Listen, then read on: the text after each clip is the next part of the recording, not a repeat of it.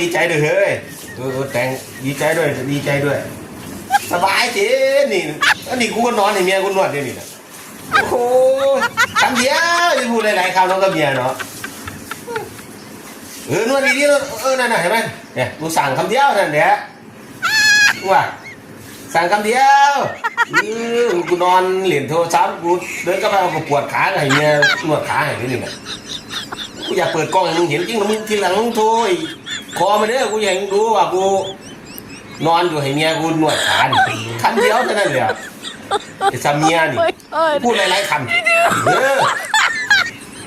มึงชั่ว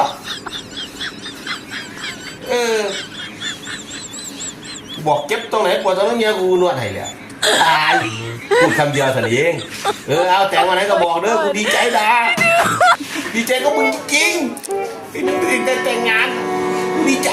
ก็มึงจริงแล้วมึงจะรู้สบายเพื่อนเอ้